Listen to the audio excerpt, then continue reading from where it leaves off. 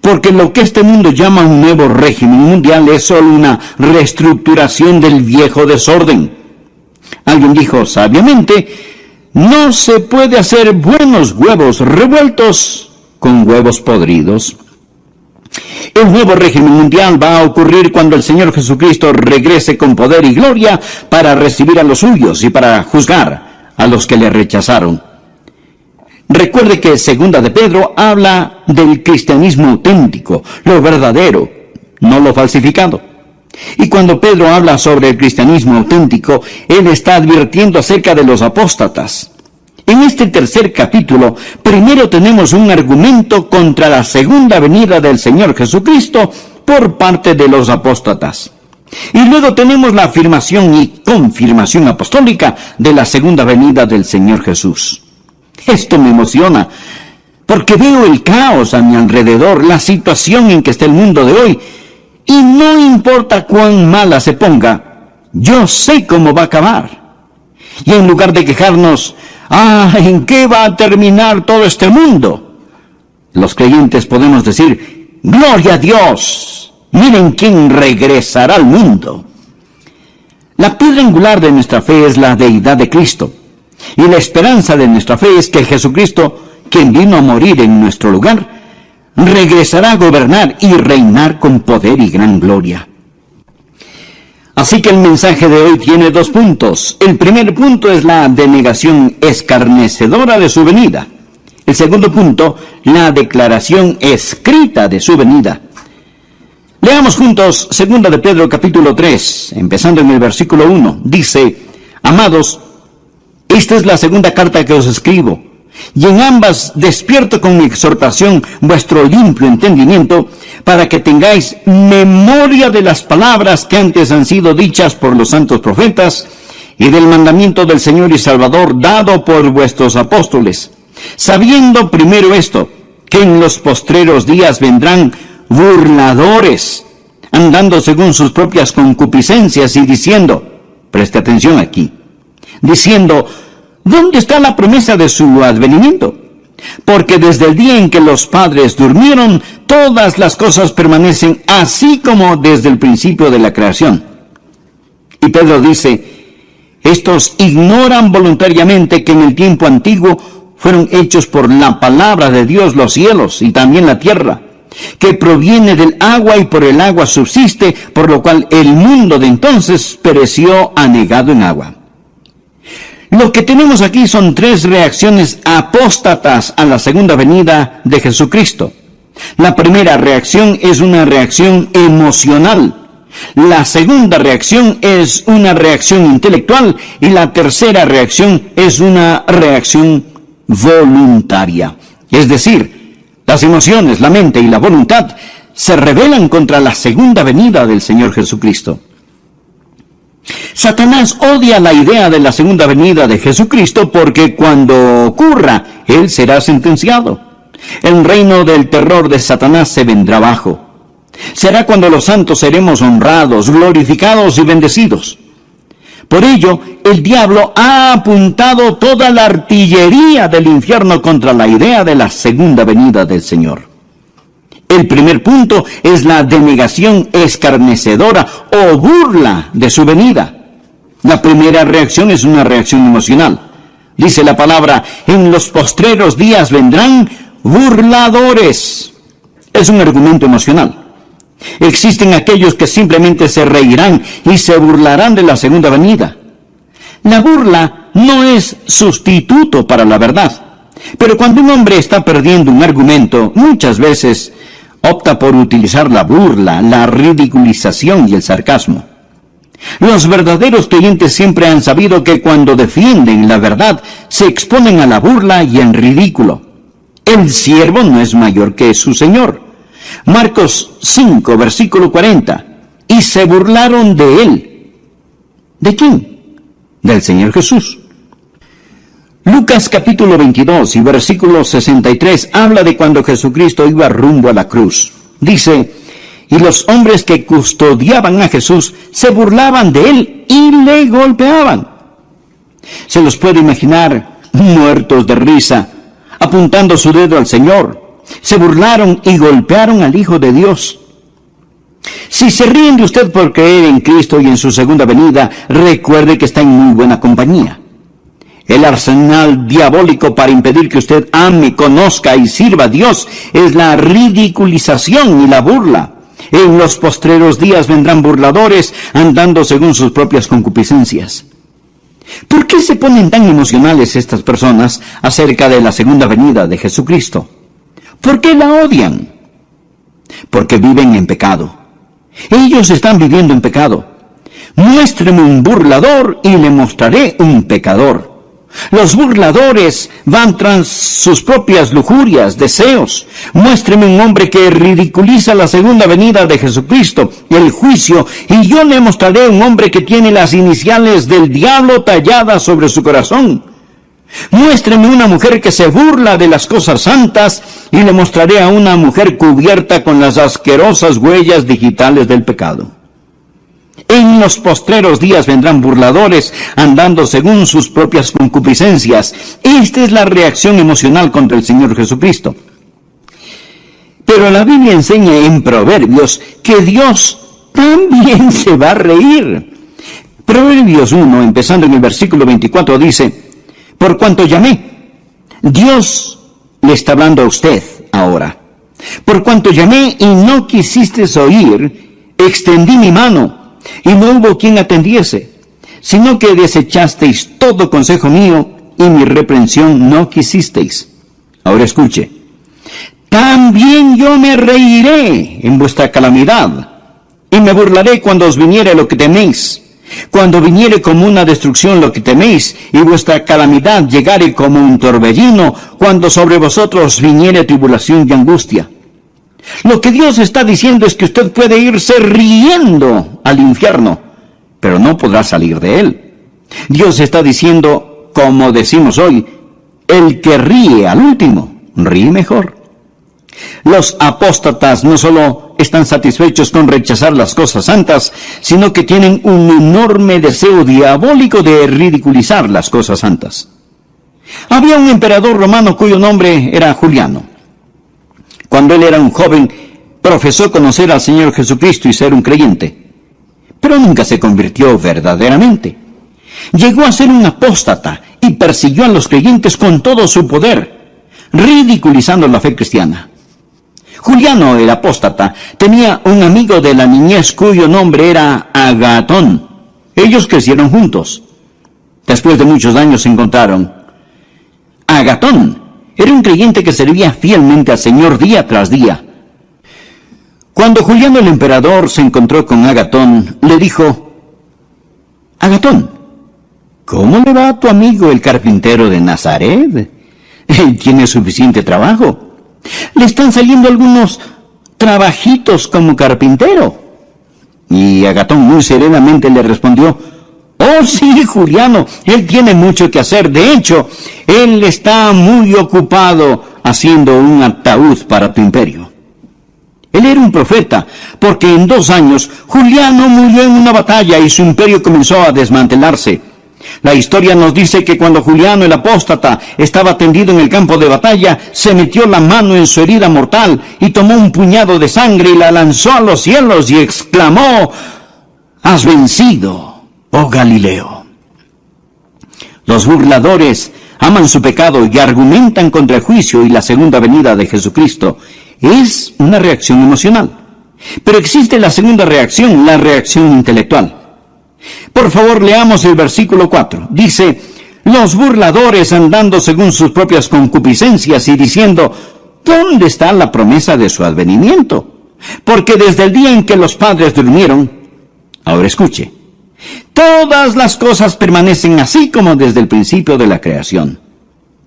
Lo que ellos están diciendo es que si Jesucristo regresa en poder y gloria, si fuera a haber un nuevo cielo y una nueva tierra, lo que eso significaría es que habría una interrupción en el reino de las leyes naturales. Ellos dicen: nosotros, los eruditos, los intelectuales, hemos encontrado que desde la creación no ha habido cosa semejante, y no hay ninguna razón para creer que Jesucristo va a venir, ni para creer que habrá un nuevo planeta Tierra. Esto, amigos, es puro materialismo. Todo continúa igual. Ven la creación desde un punto de vista científico. Es una apelación a la inteligencia y aquí está el argumento. Nunca nada cataclísmico ha ocurrido y no hay ninguna razón para creer que algo cataclísmico sucederá. Porque desde el día en que los padres durmieron, todas las cosas permanecen así como desde el principio de la creación. Ellos dicen, escuche, mi bisabuelo esperaba la segunda venida de Jesucristo. Así que no se preocupen, todo continuará igual, no pasará nada. Imagínense a un niño en el tiempo de Noé. Él llega todo preocupado y le dice a su papá, papi, escuché a un hombre llamado Noé. Dice que Dios va a destruir el mundo con un diluvio y está construyendo un gran barco. Él lo llama el arca.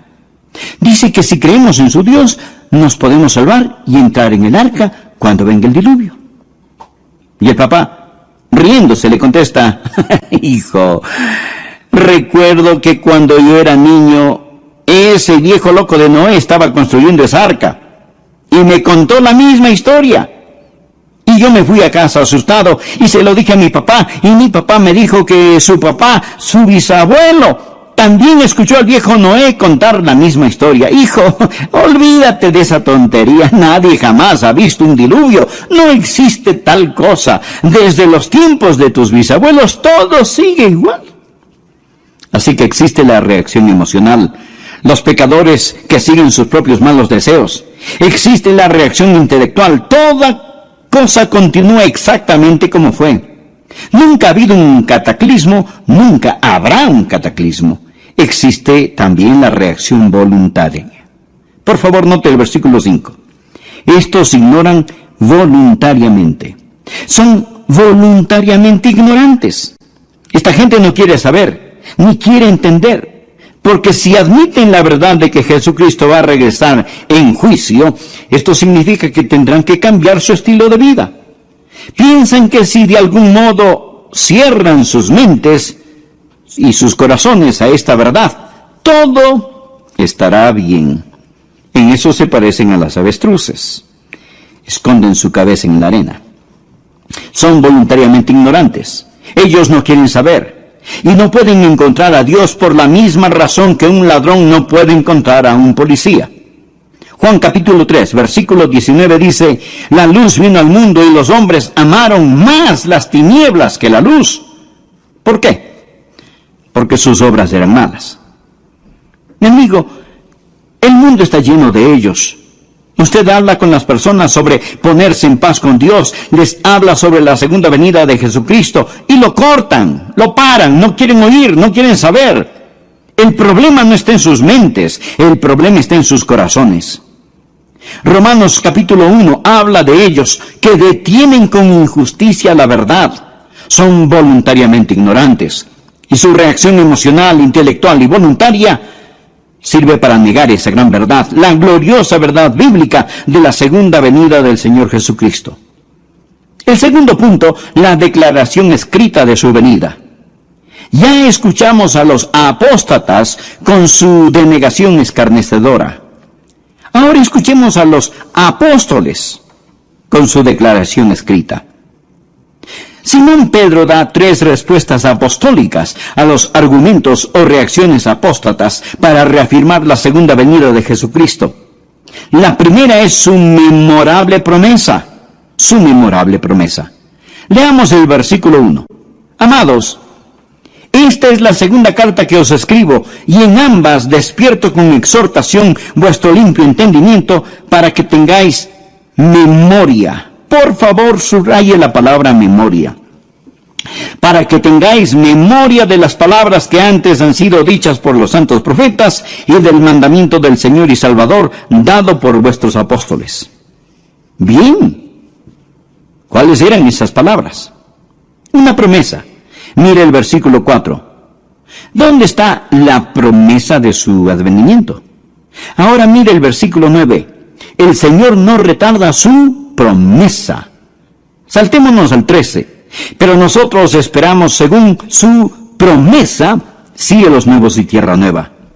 Lo que está diciendo el apóstol es que Él nos hizo una memorable promesa y Él vendrá otra vez. Los profetas y los apóstoles nos dicen que recordemos lo que Dios ha dicho. Sabemos la importancia del nuevo nacimiento, mas ¿sabía que el Nuevo Testamento solo lo menciona 9 veces? La maravillosa doctrina del bautismo se menciona solo 20 veces en el Nuevo Testamento. El arrepentimiento solo 70 veces en el Nuevo Testamento. Pero el Nuevo Testamento habla, sin tocar el Antiguo Testamento, habla 380 veces en términos gráficamente claros de la segunda venida de Jesucristo. Esa es la razón por la que Pedro dijo, tengáis memoria de las palabras que antes han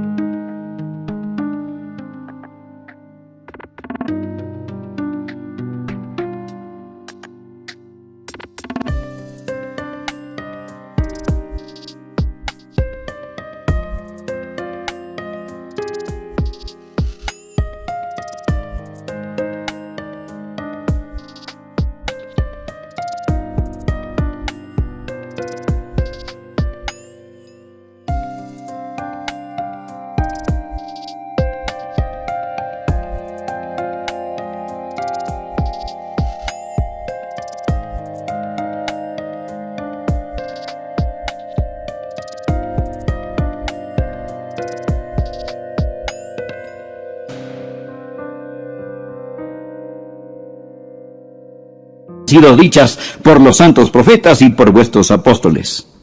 Si usted agrega a los profetas lo que los apóstoles dicen, un versículo de cada 25 en la Biblia habla de la segunda venida de Jesucristo. Dios no puede mentir. Dios lo ha prometido. Por ello, el recordatorio apostólico es su memorable promesa. Recuerde, téngalo presente. El Dios que no puede mentir lo ha prometido. Segundo Pedro nos recuerda de su magno poder. Recuerda lo que ellos dicen. Los apóstatas dicen, todo continúa igual. No hay ninguna interrupción en el reino de las leyes naturales. Pedro les responde, ustedes son ignorantes por su propia voluntad, de 2 cosas. La primera aparece en el versículo 5. Estos ignoran voluntariamente que en el tiempo antiguo fueron hechos por la palabra de Dios, los cielos y también la tierra, que proviene del agua y por el agua subsiste, por lo cual el mundo de entonces pereció anegado en agua. Ahora Pedro les dice, mire señor escéptico, mire señor apóstata, usted dice que nunca nada cataclísmico ha ocurrido. ¿Y qué de la creación? Dios habló y fue hecho. Dios con su palabra creó el mundo y los universos. Él habló y se hizo. Con su palabra suspendió la luna, el sol, las estrellas. Dios lo hizo todo por medio de su palabra. Pedro les está recordando sobre el magno poder de Dios. Los escépticos modernos y ateos de hoy intentan encontrar el origen de la vida. Pero no nos preocupemos del origen de la vida. Vamos más allá. Hablemos del origen de la materia. Usted dirá, bueno, la vida empezó espontáneamente en alguna sopa prebiológica, pero ¿de dónde salió la sopa prebiológica? Amigo, de la nada. Nada sale. Por medio de la palabra de Dios todo fue creado. Dios con su palabra ordenó la creación, pero también ordenó un cataclismo. Verso 5. Estos ignoran voluntariamente. Primero, habló para la creación, que en el tiempo antiguo fueron hechos por la palabra de Dios los cielos y también la tierra que proviene del agua y por el agua subsiste. La segunda vez habló para describir el cataclismo, por lo cual el mundo de entonces pereció anegado en agua. La palabra anegado o inundado es de donde tomamos cataclismo. En el griego suena como cataclismo.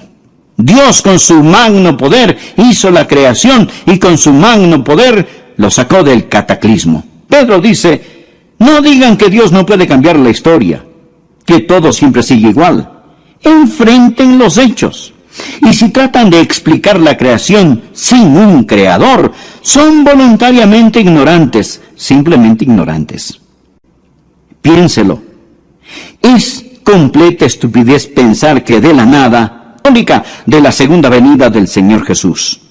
Esto me emociona, porque veo el caos a mi alrededor, la situación en que está el mundo de hoy, y no importa cuán mala se ponga, yo sé cómo va a acabar.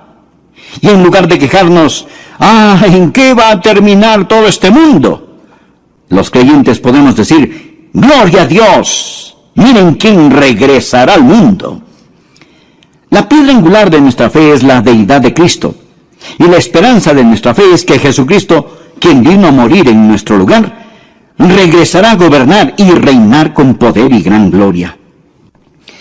Así que el mensaje de hoy tiene 2 puntos. El primer punto es la denegación escarnecedora de su venida. El segundo punto, la declaración escrita de su venida.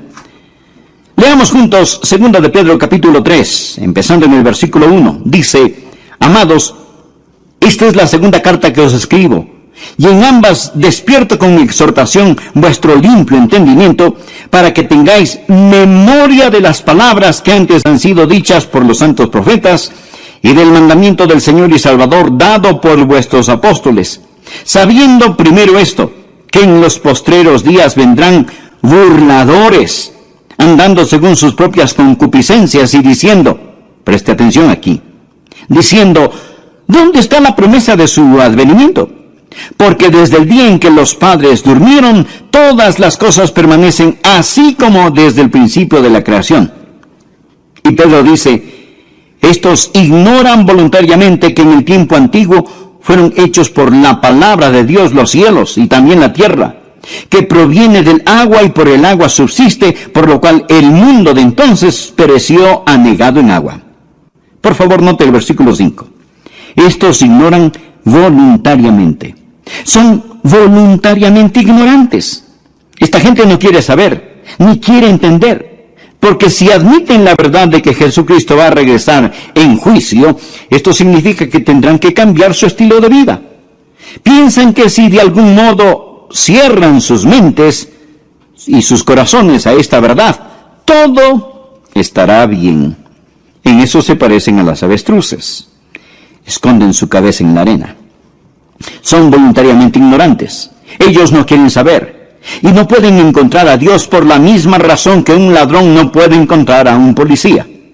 Juan capítulo 3, versículo 19 dice la verdad. Son voluntariamente ignorantes. Y su reacción emocional, intelectual y voluntaria sirve para negar esa gran verdad, la gloriosa verdad bíblica de la segunda venida del Señor Jesucristo. El segundo punto, la declaración escrita de su venida. Ya escuchamos a los apóstatas con su denegación escarnecedora. Ahora escuchemos a los apóstoles con su declaración escrita. Simón Pedro da 3 respuestas apostólicas a los argumentos o reacciones apóstatas para reafirmar la segunda venida de Jesucristo. La primera es su memorable promesa. Su memorable promesa. Leamos el versículo 1. Amados, esta es la segunda carta que os escribo, y en ambas despierto con exhortación vuestro limpio entendimiento para que tengáis memoria. Por favor, subraye la palabra memoria. Para que tengáis memoria de las palabras que antes han sido dichas por los santos profetas y del mandamiento del Señor y Salvador dado por vuestros apóstoles. Bien, ¿cuáles eran esas palabras? Una promesa. Mire el versículo 4. ¿Dónde está la promesa de su advenimiento? Ahora mire el versículo 9. El Señor no retarda su promesa. Saltémonos al 13. Pero nosotros esperamos según su promesa cielos nuevos y tierra nueva. Lo que está diciendo el apóstol es que Él nos hizo una memorable promesa y Él vendrá otra vez. Los profetas y los apóstoles nos dicen que recordemos lo que Dios ha dicho. Sabemos la importancia del nuevo nacimiento. Mas, ¿sabía que el Nuevo Testamento solo lo menciona 9 veces? La maravillosa doctrina del bautismo se menciona solo 20 veces en el Nuevo Testamento. El arrepentimiento solo 70 veces en el Nuevo Testamento. Pero el Nuevo Testamento habla, sin tocar el Antiguo Testamento, habla 380 veces en términos gráficamente claros de la segunda venida de Jesucristo. Esa es la razón por la que Pedro dijo: tengáis memoria de las palabras que antes han sido dichas por los santos profetas y por vuestros apóstoles. Si usted agrega a los profetas lo que los apóstoles dicen, un versículo de cada 25 en la Biblia habla de la segunda venida de Jesucristo. Dios no puede mentir. Dios lo ha prometido. Por ello, el recordatorio apostólico es su memorable promesa. Recuerde, téngalo presente. El Dios que no puede mentir lo ha prometido. Segundo, Pedro nos recuerda de su magno poder. Recuerda lo que ellos dicen. Los apóstatas dicen: todo continúa igual. No hay ninguna interrupción en el reino de las leyes naturales. Pedro les responde: ustedes son ignorantes por su propia voluntad de dos cosas. La primera aparece en el versículo 5. Estos ignoran voluntariamente que en el tiempo antiguo fueron hechos por la palabra de Dios los cielos y también la tierra, que proviene del agua y por el agua subsiste, por lo cual el mundo de entonces pereció anegado en agua. Ahora Pedro les dice: mire, señor escéptico, mire, señor apóstata, usted dice que nunca nada cataclísmico ha ocurrido. ¿Y qué de la creación? Dios habló y fue hecho. Dios con su palabra creó el mundo y los universos. Él habló y se hizo.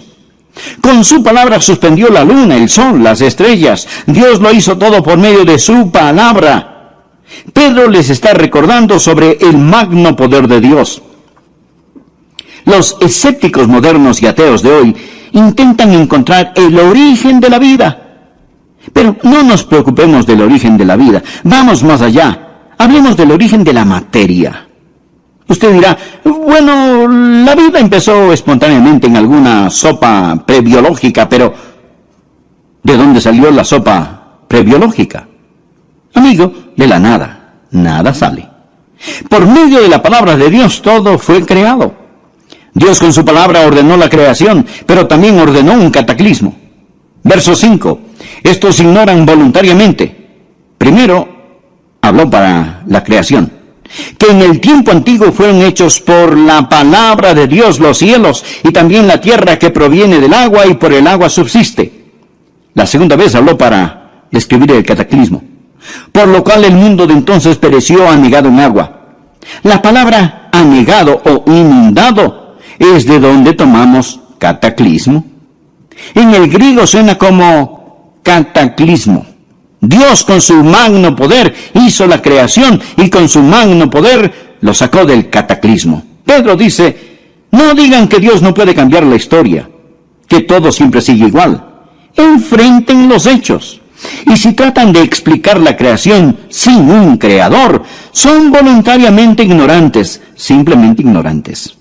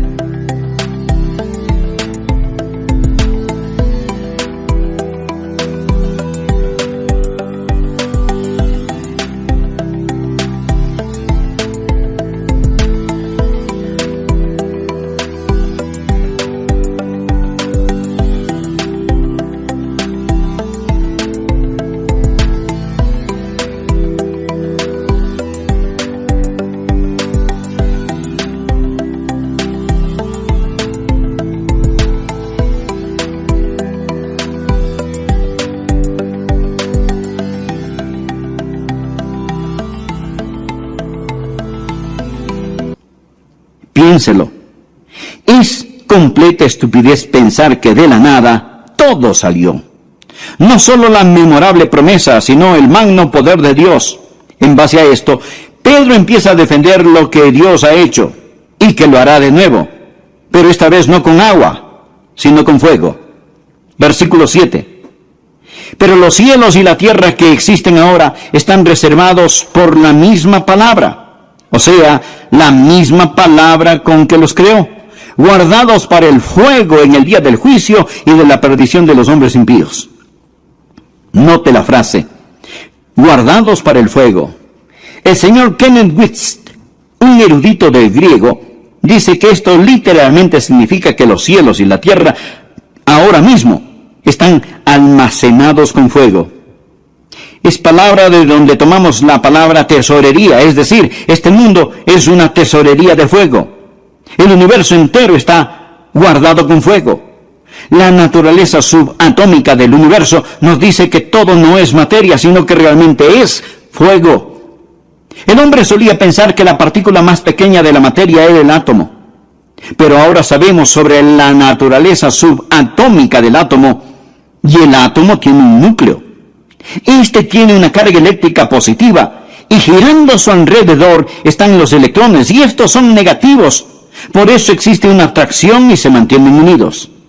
El electrón es increíblemente rápido. Escuche, algo asombroso sobre los electrones del átomo es que giran alrededor del núcleo billones de veces cada millonésima de segundo. Nadie sabe realmente qué es esta fuerza eléctrica.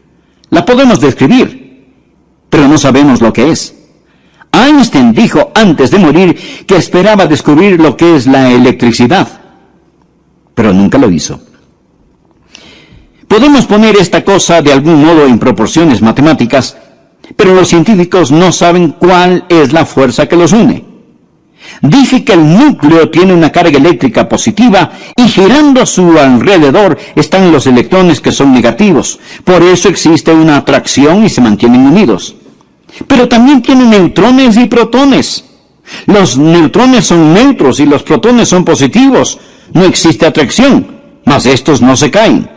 ¿Qué causa que todos se mantengan unidos? Colosenses 1:17 nos habla acerca del Señor Jesús y dice, todas las cosas en Él subsisten. Significa que Él lo sostiene todo, ya sean los planetas en órbita o los electrones que giran alrededor del núcleo de un átomo. Él es la goma de las galaxias, el Señor Jesucristo. Hebreos 1:3 dice, Jesús quien sustenta o sostiene todas las cosas con la palabra de su poder. Pedro dice, están guardados con el fuego. Todo es fuego, porque todo está formado de una estructura molecular. Hebreos 11:3 dice, lo que se ve fue esto, que para con el Señor un día es como 1000 años y 1000 años como un día. El Señor no retarda su promesa, según algunos la tienen por tardanza, sino que es paciente para con nosotros, no queriendo que ninguno perezca, sino que todos procedan al arrepentimiento. Pero el día del Señor vendrá como ladrón en la noche, en el cual los cielos pasarán con gran estruendo. Usted sabe que la gente que intenta deducir cómo todo llegó a ser, dicen, bien, todo empezó con una gran explosión. Nunca nos explican qué fue lo que explotó. Solo el hombre puede desviarse 180 grados hacia lo opuesto. Todo no empezó con una gran explosión. Todo va a concluir con una gran explosión. Dice la palabra, pero el día del Señor vendrá como ladrón en la noche, en el cual los cielos pasarán con gran estruendo, y los elementos ardiendo serán deshechos. Ardiendo significa calor interno, fiebre, calentura. Y la tierra y las obras que en ella hay serán quemadas. Puesto que todas estas cosas han de ser deshechas, ¿cómo no debéis vosotros andar en santa y piadosa manera de vivir, esperando y apresurándoos para la venida del día de Dios, en el cual los cielos encendiéndose serán deshechos y los elementos siendo quemados se fundirán? Pero nosotros esperamos, según sus promesas, cielos nuevos y tierra nueva, en los cuales mora la justicia. Por lo cual, oh amados, estando en espera de estas cosas, procurad con diligencia ser hallados por Él sin mancha e irreprensibles, en paz. Amigo, presta atención al versículo 15. Y tened entendido que la paciencia de nuestro Señor es para salvación.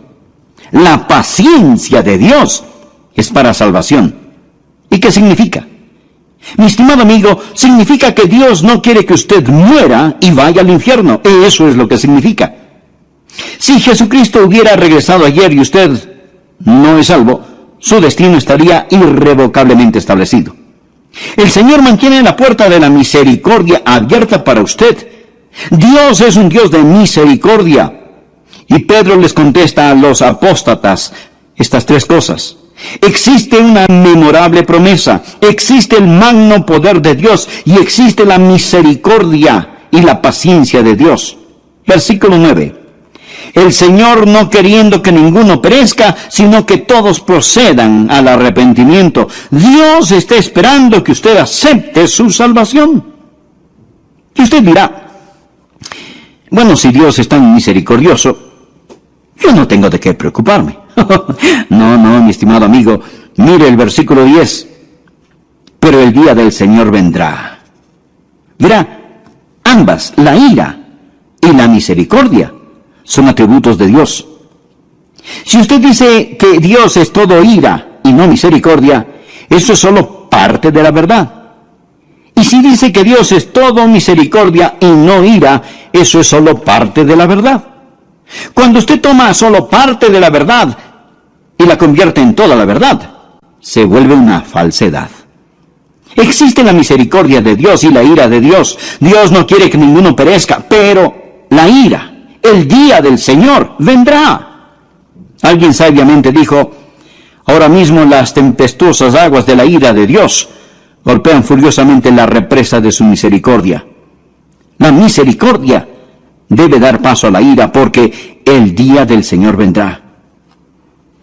Yo no sé cuándo la última alma que completará la esposa se convertirá. Quizás sea usted, amigo, y la esposa estará completa. Entonces sonará la trompeta. Los muertos en Cristo resucitarán primero y los que estemos vivos seremos arrebatados y cambiados así en un abrir y cerrar de ojos para encontrarnos en el aire con el Señor.